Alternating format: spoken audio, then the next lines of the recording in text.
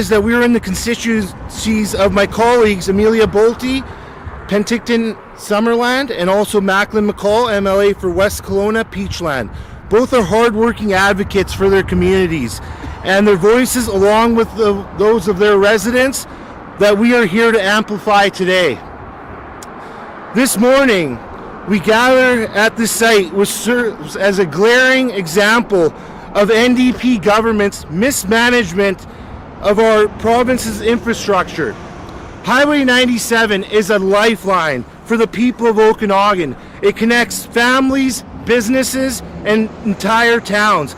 But in recent years, this critical corridor has been plagued by the closures and delays and risks that are simply unacceptable. We're here today to recognize the hard work being done to keep these routes open and call attention to what needs to happen next.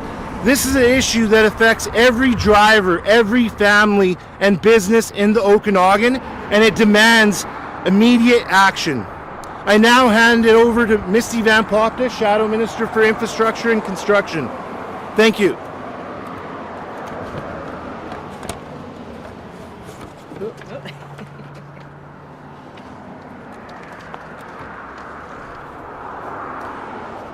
Thank you, Harmon. Highway 97 is a vital arterial in BC's transportation network. This section of road carries 20,000 vehicles a day, yet it's regularly closed by rock slides, wildfires, downed power lines, and accidents. The August 2023 landslide alone dumped 3,000 cubic meters of debris here. This disrupted thousands of lives and took the NDP almost a year to clear. Our province cannot afford to have highways shut down for months at a time. The NDP's government, temporary, reactive measures and leisurely timeframes are simply not good enough. David Eby and the NDP have neglected the residents of the Okanagan for far too long. We need bold, comprehensive plan to proactively address these infrastructure vulnerabilities before they become full-blown crises. Securing this road requires looking at the big picture and investigating options like soil stabilization and fire prevention, widening the road and shoulders so emergency vehicles can pass, upgrading alternative routes like Forest Service roads to serve as reliable secondary options in emergencies. The NDP's current emergency routes are unprepared, especially during winter months. When the Bennett Bridge closed on Monday, many people got stuck on poorly serviced roads. The cost of inaction is too high, not just in dollars, but in the livelihoods and well-being of British Columbians. It's time for a provincial government that will treat the issue with urgency it deserves. And now I'll turn over to Macklin McCall, MLA for West Kelowna, Peachland, and the Shadow Ministry of Emergency Management.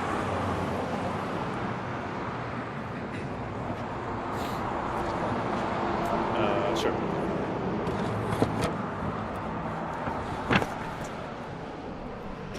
Thank you, Misty, and good morning, all.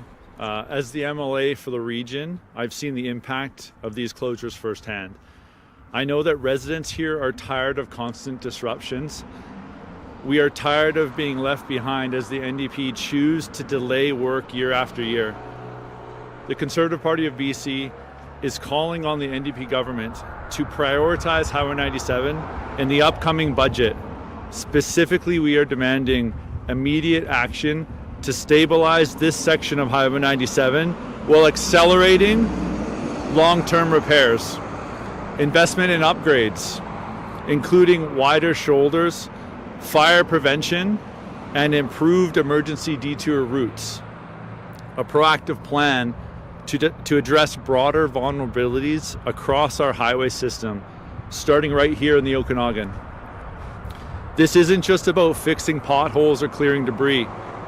It's about ensuring families can get to work and school, that businesses can thrive, and that emergency vehicles can reach people in need. With the right leadership, we can ensure Highway 97 is safe and reliable for generations to come. The Okanagan deserves better, and we won't stop fighting for you until we get it. Thank you. We'll now accept questions from the media here. Sorry, I mean, you're calling for a plan, but is there anything detailed and specific you want to see? Obviously, this project is already underway, the stabilization is continuing. Ministry of Transport and all governments, regardless of party, have done geotechnical assessments up and down this continuously. I mean, what specifically would you like to see built and where? Well, it's difficult to say exactly what needs to be done right across the whole section of the highway. However, there's a big issue here. Like, this is unstable. It's been unstable for a long time. As you can see behind me here, you can still see that there's debris on the roadway. It was 2 years ago it came down. I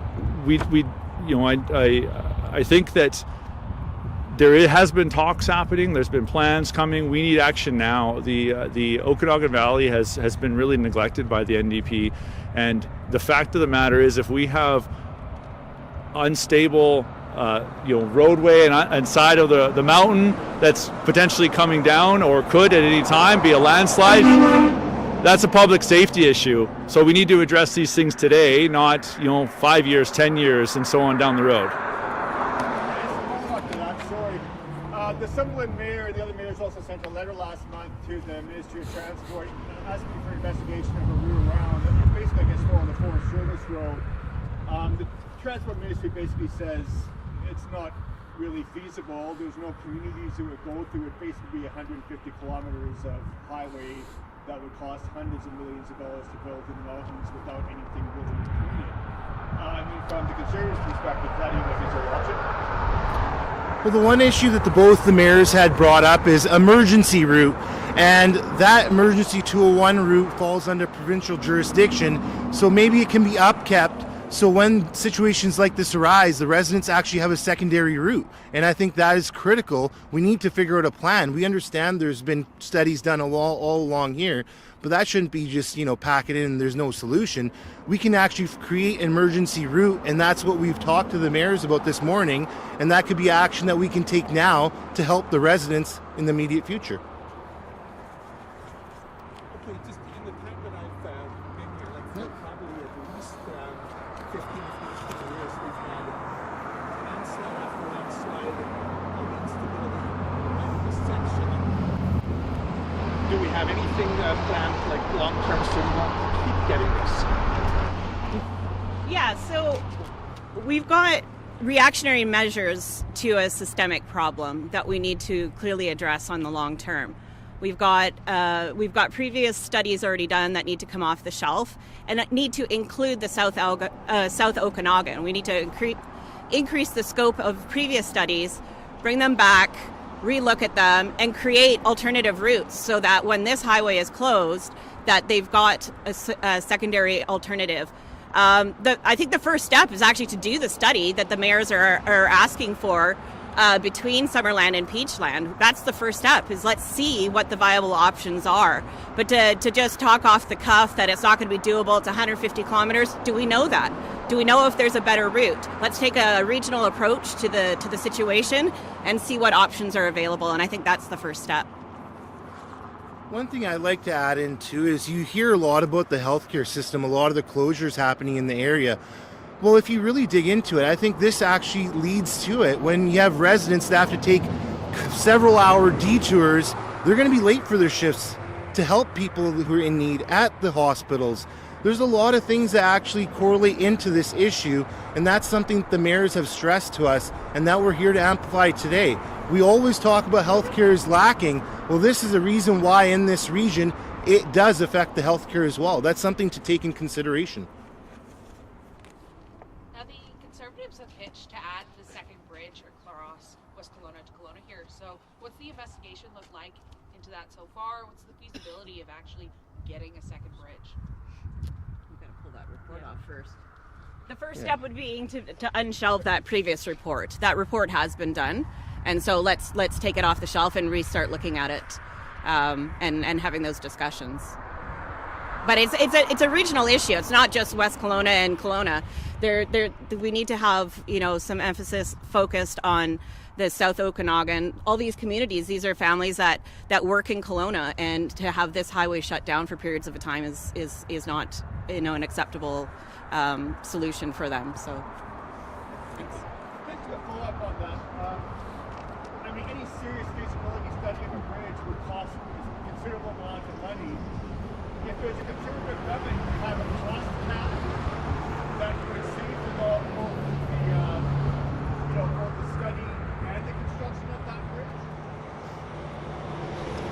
Without being in government, how would that work? Yeah, that's the thing is, without being in government, it's really hard to come up with the costs and everything else. But one thing I'll remind you is the NDP haven't delivered on a single infrastructure project. You go back in the mainland, there is no tunnel replacement, no Patolo Bridge, no Highway 1 expansion. They haven't actually finished a single infrastructure job.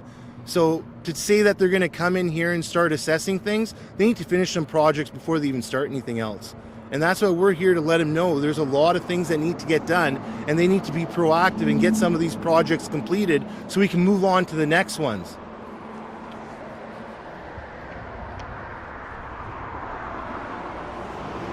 Are there any other questions, guys? All right. Just a follow-up, since we're in Summerland, follow-up here to Amelia, our local area MLA.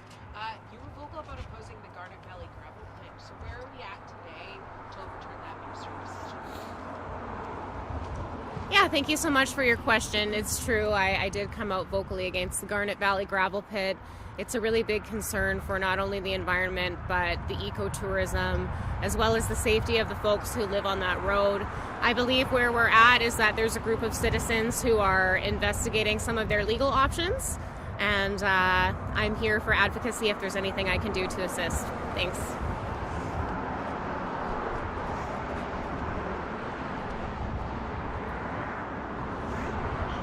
I guess if there's no other questions here, then I guess that we'll wrap it up then.